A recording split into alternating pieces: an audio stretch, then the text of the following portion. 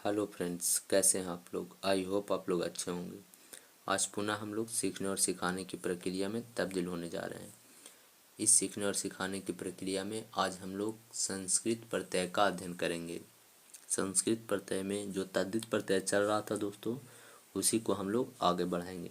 ठीक है दोस्तों, तो चलिए देर ना करते हुए आज की पढ़ाई शुरू करते हैं। तो चलिए दोस्तों, सबसे पहले आपको आज हम लोग पढ़ेंगे ढक प्रत्यय के बारे। ढक प्रत्यय, सॉरी दोस्तों, कौन सा प्रत्यय है? ढक प्रत्यय। ठीक है, अब आपको समझना है कि ढक प्रत्यय क्या है। तो सबसे पहली बात कि ढक प्रत्यय एक तद्धित प्रत्यय है ना दोस्तों।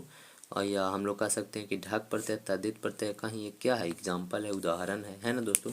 तो चलिए शुरू करते हैं हम लोग। ढक प्रत्यय को समझने के लिए हम कुछ अपने शब्द लिखे हैं दोस्तों। अपने शब्दों में एक स्टेटमेंट लिखा गया है, उसको आपको समझ में आ जाएगा दोस्तों। एक कथन लिखा गया है, उसको आप समझ गए तो आपको ढक प्रत्यय पूरे अच्छे से समझ में आ जाएगा। तो चलिए देर ना करते हुए शुरू करते हैं। तो देखिए दोस्तों, देखिए क्या लिखा गया है। तो देखिए लिखा गया है, यदि किसी शब्द के अंत में, यदि किसी शब्द के अंत में ढक प्रत्यय लगाया जाता है। कौन प्रत्यय लगाया जाता है दोस्तों? ढक प्रत्यय लगाया जाता है।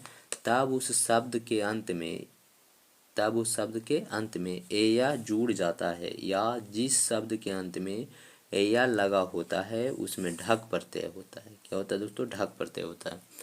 अब आप समझिए, देखिए कोई शब्द दे दिया गया और आपसे कह दिया गया कि इसमें ढक प्रत्यय लगाइए। कौन सा प्रत्यय लगाइए? ढक प्रत्यय लगाइए। ठीक है दोस्तों, तो आपको कुछ नहीं करना है, उस शब्द के लास्ट में खाली ए या जोड़ देना है। क्या जोड़ देना है? ए या। ठीक है दोस्तों, या कोई शब्द दे दिया गया और आपसे पूछा गया कि इसमें कौन सा प्रत्यय है, तो उसको लास्ट में जाइए और देख लीजिए। लास्ट में अगर ए या जुड़ा हुआ है तो आपको कह देना कि उसमें कौन सा प्रत्यय है? ढक प्रत्यय है। ठीक है दोस्तों, तो चलिए एग्जाम्पल के द्वारा अच्छे से समझते हैं। तो देखिए क्या लिखा गया, शब्द जोड़ प्रत्यय बराबर निष्पन्न पद।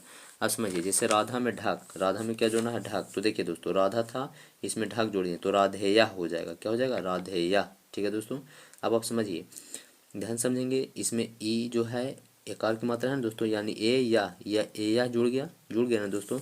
चलिए यहाँ पर और अच्छे से अगर समझना चाहते हैं तो यहाँ पे क्या हो जाएगा, ए या लिख दीजिए, ऐसे विसर्ग दे दीजिए। ठीक है दोस्तों, ए या, और यहाँ पर भी ए या। ठीक है, यानी क्या कहेंगे? राधेया हो जाएगा दोस्तों। अब यहाँ पर देखिए, गंगा में ढक जोड़ेंगे तो गांगेया। क्या होगा? गांगेया। ठीक है, आगे समझिए, कुंती में तो कौनतेया। ठीक है दोस्तों, और अंजना में तो क्या हो जाएगा? आंजनेया। ठीक है दोस्तों, अंजना में हो जाएगा आंजनेया, कुंती में हो जाएगा कौनतेया, गंगा में गंगेया, राधे में राधेया। तो एग्जाम में दो तरीका से पूछ सकता है दोस्तों। आपसे ऐसे पूछेगा कि गंगा जो ढक से क्या बनेगा, कौन सा नया शब्द बनेगा, तो गंगेया। ठीक है दोस्तों, या आपको ऐसे भी पूछ सकता है कि कौनतेया में कौन सा प्रत्यय है, तो क्या कहना है? ढक प्रत्यय। ठीक है दोस्तों, कैसे पूछेगा? कैसे, तो कहेगा कि लास्ट में ए यह लगा हुआ है, और हम लोग जानते हैं कि जेकर लास्ट में यह लगा हुआ होता है उसमें ढक प्रत्यय लगा होता है ना दोस्तों। तो आप लोग समझ गए होंगे। ठीक है दोस्तों, तो आज के लिए इतना ही। फिर मिलेंगे हम लोग नए वीडियो के साथ। तब तक के लिए धन्यवाद दोस्तों।